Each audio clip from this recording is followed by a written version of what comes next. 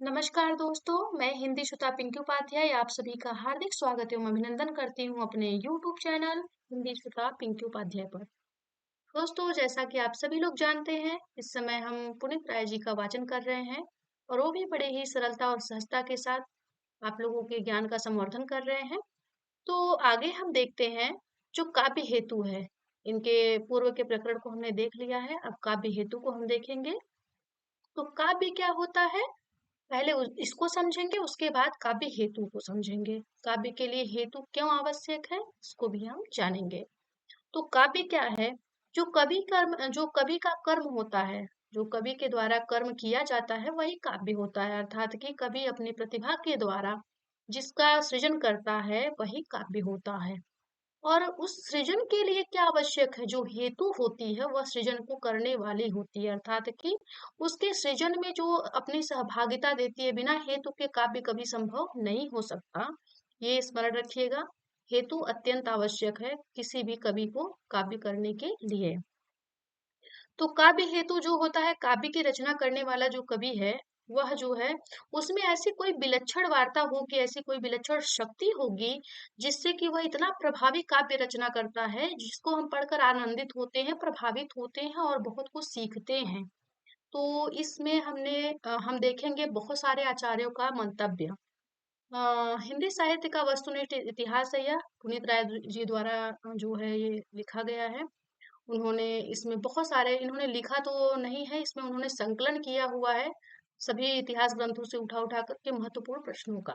तो काव्य हेतु को देखेंगे हम, काव्य हेतु क्या है। तो इसमें बहुत सारे आचार्यों ने अपने अपने मंतव्य दिए हैं और उसके कितने भेद माने हैं इसको भी हम देखेंगे। वह कितने प्रकार की है और कौन कौन से काव्य हेतु है। तो आइए हम देखते हैं काव्य हेतु। काव्य हेतु कितने माने गए हैं, इसको ध्यान रखिएगा। काव्य हेतु कितने माने गए हैं? तो मूल रूप से काव्य हेतु तीन हैं। कौन कौन से? प्रतिभा, व्युत्पत्ति और अभ्यास। काव्य करने के लिए तीन चीजों की आवश्यकता पड़ती है, तीन हेतु हैं ये। और ये हेतु जो है ये प्रतिभा, व्युत्पत्ति, अभ्यास के नाम से जाने जाते हैं। तो जो प्रतिभा है, जब प्रतिभा मनुष्य में आ जाती है तो वो उत्पत्ति करने लगता है। इसको देखिए बड़ी सरलता से हम समझेंगे। जब मनुष्य में प्रतिभा आ जाती है तो फिर वह भी उत्पत्ति करने लगता है और धीरे धीरे उसका रोज प्रतिदिन अभ्यास होने लगता है ना। तो जब प्रतिभा आएगी तो उत्पत्ति करेगा और उत्पत्ति जैसे ही करेगा वैसे ही अभ्यास उसका निरंतर बढ़ता जाएगा। तो काव्य के कितने हेतु हैं? देखिए, जब कोई व्यक्ति काव्य सृजन करता है, रचना सृजन करता है, तो क्या होता है कि उसमें प्रतिभा होती है, बिना प्रतिभा के वो रचना नहीं कर सकता। तो प्रतिभा होती है और उस प्रतिभा की जो वो उत्पत्ति करता है, तो उसका अभ्यास बनता जाता है और वो बहुत प्रभावी रचना करना शुरू कर देता है। तो हम इसे कैसे याद रखेंगे? प्रतिभा, व्युत्पत्ति और अभ्यास, ये काव्य के तीन हेतु माने गए हैं। अब हम आगे देखते हैं प्रतिभा कितने प्रकार की मानी गई है। जो प्रतिभा है उसके कितने प्रकार हैं? तो इसके दो प्रकार हैं। कौन कौन से हैं? सहजा और उत्पाद्या। अब देखिए, जो प्रतिभा है, प्रतिभा को एक बालिका मान लीजिए। जो प्रतिभा है वो बहुत सहज है। जब वो जन्म ली तो वो बहुत सहज थी।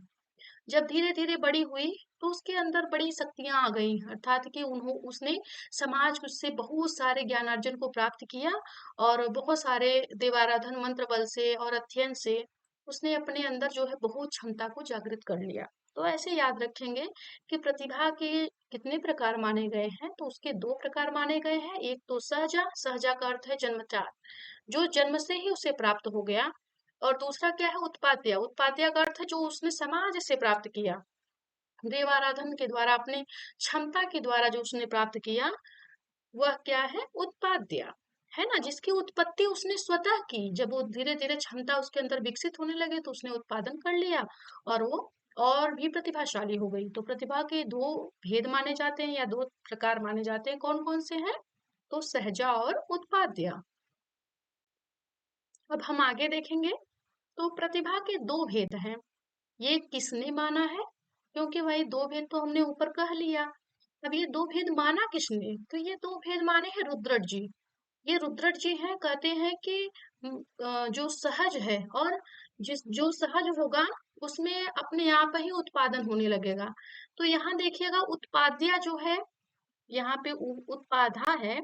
यहाँ आप देखिएगा, यहाँ शब्द में थोड़ी समस्या है, वो मिसप्रिंट हो गया है। इसको आप लोग स्मरण रखिएगा कि यहाँ उत्पाद्या ही है, उत्पाधा नहीं है। तो प्रतिभा के दो भेद है, सहजा और उत्पाद्या। यह माना किसने है? तो रुद्रट जी। जो रुद्रट है वो कहते हैं मेरे अंदर सहज ही उत्पत्ति होने लगी है, मेरे अंदर सहज ही उत्पादन होने लगा है। तो ये कौन कहता है? रुद्रट जी कहते हैं। अब हम आगे देखते हैं। तो लोको विद्या प्रकृडस्य काव्यांगानि, उक्ति किसकी है? यह उक्ति है वामन की। जो वामन जी हैं, ये रीति के प्रवर्तक माने जाते हैं, प्रवर्तक आचार्य हैं वामन जी। और वामन जी ने क्या कहा कि लोक में विद्या जो है विद्यमान होती है, अर्थात कि लोक की वार्ता कौन करता है, विद्या और प्रकृति की वार्ता कौन करता है? तो वामन व्यक्ति करते हैं, क्योंकि ये रीति पर चलते हैं, है ना। जो रीति पर चलेगा वही लोक में रहेगा और उसी में विद्या मिलेगी। तो लोको विद्या प्रकृतस्य काव्यांगानि उक्ति किसकी है? तो ये आचार्य वामन की है। अब हम आगे देखेंगे। काव्य हेतु के बदले काव्यांग, काव्य हेतु के बदले जो है वो काव्यांग शब्द का प्रयोग किसने किया?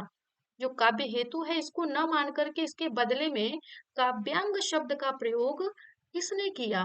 तो काव्यांग शब्द का प्रयोग करते हुए किस आचार्य ने लोक विद्या और प्रकीर्ण को काव्य हेतु स्वीकार किया है? जैसा कि हमने इसके पूर्व में देख लिया। तो लोक में कौन रहता है? जो रीति पर चलेगा, वामन। विद्या कौन धारण करता है? वामन। और प्रकीर्ण को काव्य हेतु कौन स्वीकार करता है? तो आचार्य वामन।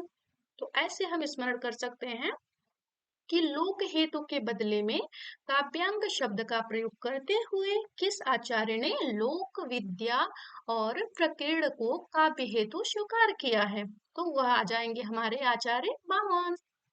और अब हम देखते हैं आगे क्या है। तो आगे है काव्य हेतुओं के विवेचन में राजशेखर की मौलिक उद्भावना क्या है? देखिएगा, ये राजशेखर जी बहुत ही प्रसिद्ध हैं और इन्होंने भी अपनी मौलिक उद्भावना दी है। तो आचार्य राजशेखर जी, काव्य हेतुओं के विवेचन में राजशेखर जी की मौलिक उत्भावना क्या है? तो शक्ति और प्रतिभा में भेद करना। वो कहते हैं कि शक्ति और प्रतिभा में भेद करना है। क्या भेद है? वो कहते हैं शक्ति व्यापक है। ये सत्य है, बिल्कुल शक्ति तो व्यापक होती ही है, किसी की शक्ति का कोई अनुमान नहीं लगा सकता। तो शक्ति व्यापक है जबकि प्रतिभा परिमित है। जो राजशेखर जी हैं वो कहते हैं कि शक्ति जो है वो व्यापक है और प्रतिभा क्या है? वो परिमित है। तो जो राजशेखर हैं वो उन्होंने मौलिक उद्भावना में शक्ति और प्रतिभा में भेद बताया है उन्होंने। और बताया क्या? उन्होंने सीधे सीधे कह दिया कि जो मनुष्य की शक्ति है वह व्यापक है और जो प्रतिभा है वो परिमित है। अब इसके आगे हम देखेंगे। तो राजशेखर ने कहा कि बुद्धि के तीन प्रकार हैं। जो राजशेखर जी हैं उन्होंने जब शक्ति और प्रतिभा को बता लिया तो उन्होंने कहा कि बुद्धि के तीन प्रकार हैं। कौन कौन से उन्होंने बुद्धि के प्रकार माने हैं? तो स्मृति, मति और प्रज्ञा। ये स्मरण रखेंगे कि राजशेखर के घर में कौन कौन लोग रहते हैं। तो स्मृति रहती है, मति रहती है और प्रज्ञा, है ना। स्मृति अपनी मति से प्रज्ञा को जागृत करती है, ऐसे भी याद रखेंगे कि स्मृति अपनी मति से प्रज्ञा को जागृत करती है। तो स्मृति अपनी मति से प्रज्ञा को जागृत करती है। यह कौन है? राजशेखर जी कहते हैं, क्योंकि ये राजशेखर है ना। तो ये कहते हैं कि स्मृति, मति और प्रज्ञा ये तीनों हमारे घर में रहती हैं। आगे हम देखेंगे। तो सहजा, आहार्य और औपदेश की प्रतिभा के आधार पर कवियों की क्रमशः तीन कोटि, सारस्वत, आभ्यासिक और औपदेशिक का निर्धारण किसने किया? ध्यान रखिएगा। जैसे उन्होंने स्मृति, मति और प्रज्ञा बुद्धि के तीन प्रकार माने हैं, उसी प्रकार सहजा, आहार्य और औपदेश की प्रतिभा के आधार पर कवियों की क्रमशः तीन कोटि, सारस्वत, आभ्यासिक और औपदेशिक का निर्धारण भी राजशेखर जी ने किया।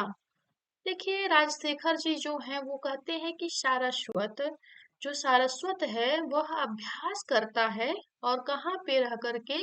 तो अपने देश में, औपदेशिक अपने देश में रह करके अभ्यास करता है। ये ध्यान रखिएगा।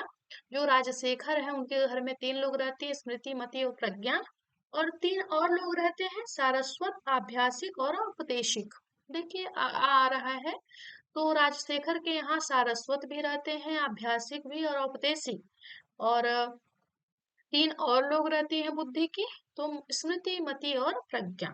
ये बहुत ही महत्वपूर्ण है, आप इसको बिल्कुल स्मरण रखिएगा, बिल्कुल विस्मृत नहीं होइएगा। तो सहजा, आहार्य और औपदेश की प्रतिभा के आधार पर कवियों की क्रमशः 3 कोटि, सारस्वत, आभ्यासिक और औपदेशिक का निर्धारण किसने किया? तो आचार्य राजशेखर ने किया। अब हम आगे देखते हैं, काव्य हेतुओं के संदर्भ में यह कथन किस आचार्य का है? बहुत ही महत्वपूर्ण कथन है, क्योंकि इस कथन को आप इतना महत्वपूर्ण समझिएगा कि ये मुझे लगता है लगभग बहुत सारी परीक्षाओं में पूछा गया है। जेआरएफ से लेकर के और भी टीजीटी, पीजीटी बहुत सारी परीक्षाओं में इससे देखने को मिला है। तो यह कथन आचार्य मम्मट का है। मम्मट बड़े ही प्रसिद्ध आचार्य हैं। इनके ग्रंथ का नाम आप स्मरण रखिएगा। इनके ग्रंथ का क्या नाम है? तो काव्य प्रकाश। काव्य प्रकाश मम्मट के बड़े प्रसिद्ध ग्रंथ का नाम है। और मम्मट का जो है काव्य हेतुओं के संदर्भ में जो एक कथन है, ये अत्यंत महत्वपूर्ण है।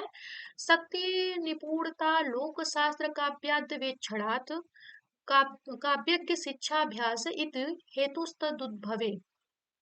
तो यह कथन किसका है? यह कथन है आचार्य मम्मट का। अब ये ध्यान रखिएगा, इस कथन को हम कैसे स्मरण रखेंगे? तो शक्ति की निपुणता कौन रखता है? मम्मट रखते हैं। शक्ति की निपुणता कौन रखता है? तो आचार्य मम्मट रखते हैं। हाँ, लोक शास्त्र में काव्यद्य वेक्षणात् जो है, लोक शास्त्र में कौन रहता है? तो मम्मट रहते हैं। ये ध्यान रखिएगा। सिर्फ एक शब्द से आप इसको स्पष्ट रख सकते हैं, शक्ति की निपुणता। शक्ति निपुणता अर्थात कि शक्ति में निपुण कौन है? तो मम्मट है, क्योंकि इनका ग्रंथ क्या है? तो काव्य प्रकाश है, इसलिए ये शक्ति में निपुण है। आगे हम देखेंगे, प्रतिभा को काव्य निर्माण का एकमात्र हेतु मानने के कारण किस आचार्य को प्रतिभावादी कहा जाता है? प्रतिभा को काव्य निर्माण का एकमात्र हेतु मानने के कारण किस आचार्य को प्रतिभावादी कहा जाता है? तो ये है पंडित राज जगन्नाथ जी। जो पंडित राज जगन्नाथ जी हैं, इनसे भी बहुत सारे प्रश्न बनते हैं। पहला तो ये महत्वपूर्ण प्रश्न ये भी बनता है कि यह किस सदी के हैं, किस शताब्दी के हैं? तो 17वीं शताब्दी के ये माने जाते हैं। ये प्रश्न बहुत बार पूछा गया है।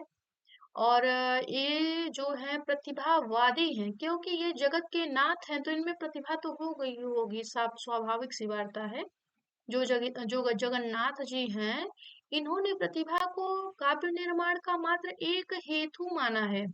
एक हेतु क्यों माना है? क्योंकि इनके घर में प्रतिभा रहती है, बाकी किसी का स्थान नहीं है। तो प्रतिभा को काव्य निर्माण का एकमात्र हेतु मानने वाले आचार्य कौन है, जिसे प्रतिभावादी कहा गया? तो वह है आचार्य पंडित राज जगन्नाथ जी। तो ये ध्यान रखिएगा कि जो प्रतिभावादी हैं, अर्थात जगन्नाथ जी हैं, जगत के नाथ हैं, तो इनमें प्रतिभा तो रहेगी ही रहेगी, और मात्र एक प्रतिभा को ही ये स्थान देते हैं काव्य निर्माण के लिए, बाकी किसी को नहीं देते हैं। तब हम आगे आते हैं, तो प्रतिभा को नवनवोन्मेष शालिनी प्रज्ञा। नवनवोन्मेष शालिनी प्रज्ञा किस आचार्य ने कहा? तो भट्टाउत ने कहा। किसने कहा? भट्टाउत ने। आचार्य भट्टाउत हैं, इन्होंने प्रतिभा को नवनवोन्मेष शालिनी प्रज्ञा। अब ये देखिए, ये भट्टाउत हैं, बोलते हैं मैं भट्टाउत हूँ, इसलिए नई नई वार्ता करता हूँ। कैसी वार्ता करता हूँ? नई नई वार्ता करता हूँ, पुरानी बात नहीं करता हूँ। तो यहाँ नव नव बार मतलब नई नई बात करते हैं। ये नया नया उन्मेष जागृत होता है भट्टाउत जी में, है ना? तो ऐसे इनको सरल तरीके से हम स्मरण रख सकते हैं। नया नया वार्ता कौन करता है, या नई नई वार्ता कौन करता है, नए नए गुण को कौन धारण करता है? तो वो भट्टाउत जी हैं। आगे हम देखते हैं, प्रतिभा को अपूर्व वस्तु निर्माण क्षमा प्रज्ञा किस आचार्य ने कहा? अपूर्व वस्तु निर्माण क्षमा प्रज्ञा किस आचार्य ने कहा? तो प्रतिभा जो है वो अपूर्व है। अपूर्व है अर्थात अभिनव गुप्त है ना? अभिनव गुप्त जो है वो अपूर्व व्यक्ति हैं। कैसे व्यक्ति हैं? अपूर्व व्यक्ति हैं। तो प्रतिभा को अपूर्व वस्तु निर्माण क्षमा प्रज्ञा किस आचार्य ने कहा? तो प्रतिभा को अपूर्व वस्तु निर्माण क्षमा प्रज्ञा अभिनव गुप्त ने कहा। ये गुप्त व्यक्ति हैं, गुप्त रूप से अपूर्व वस्तु का निर्माण करते हैं। कैसे वस्तु का निर्माण करते हैं? अपूर्व वस्तु का निर्माण करते हैं। अभिनव गुप्त से भी बहुत सारे प्रश्न बनते हैं, तो इनके भी इस जो प्रतिभा के संदर्भ में इनका मंतव्य है, इसको स्मरण अवश्य रखिएगा आप लोग। प्रतिभा को अपूर्व वस्तु निर्माण क्षमा प्रज्ञा कौन से आचार्य मानते हैं? तो अभिनव गुप्त जी मानते हैं। और मध्यकालीन आचार्यों में कुलपति ने सर्वप्रथम काव्य हेतु का विवेचन किया। जो ये कुलपति मिश्र जी हैं, इनके ग्रंथ को हमने पीछे भी देखा, इन्होंने काव्य लक्षण जो दिया था उसको भी हमने देखा। तो इनका बहुत ही प्रसिद्ध ग्रंथ है। कौन सा ग्रंथ है? वह है रस रहस्य। रस रहस्य है क्योंकि ये कुल के पति हैं, तो ये हमेशा रहस्य को रखते रहते हैं, किसी को बताते नहीं हैं, इसलिए इनके ग्रंथ का क्या नाम है? रस रहस्य। तो मध्यकालीन आचार्यों में कुलपति मिश्र ने सर्वप्रथम काव्य हेतु का विवेचन किया है। जो मध्यकालीन आचार्य हैं उसमें काव्य हेतु का सर्वप्रथम विवेचन किसने किया है? तो वो कुल के पति, क्योंकि आपको स्पष्ट होगा जो कुल का पति होगा वही तो सर्वप्रथम विवेचन करेगा, दूसरा कोई कैसे कर सकता है। तो ये हम स्मरण रखेंगे। और इसके बाद हम दोस्तों आपसे जो आगे की वीडियो में हम आपको काव्य हेतु तो हो गया है, अब काव्य प्रयोजन को हम लेकर के आएंगे। तो इसी के साथ में आप हमारे चैनल को सब्सक्राइब अवश्य करिएगा, लाइक भी करिएगा, और वीडियो देख करके मित्रों अपना सुझाव अवश्य हमें प्रेषित करिएगा। हम आपके सुझाव की प्रतीक्षा करेंगे। आपके सुझाव को प्राप्त करने के बाद मुझे भी अत्यंत प्रसन्नता मिलेगी, क्योंकि शायद आपके सुझाव के द्वारा मेरा उत्साहवर्धन भी होगा। और इसीलिए मित्रों मेरे चैनल से आप अवश्य जुड़िएगा। इसी के साथ धन्यवाद, नमस्कार, अगली वीडियो में पुनः मिलेंगे।